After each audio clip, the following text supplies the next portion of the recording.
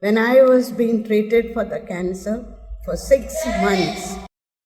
For those 6 months, I underwent 18 chemotherapy, and each time I called out to St Francis Xavier.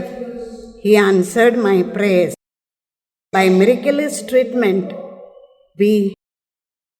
through every blood test, scan, and chemotherapy, through the hospital care, St. Francis Xavier was there with me, healing me.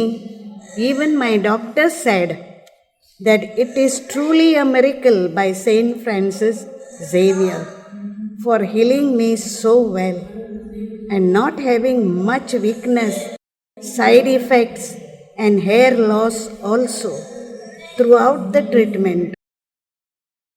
And I promised to St. Francis Xavier to come here to preach this miraculous cure as I stand here completely recovered with my final reports all healed from the cancer.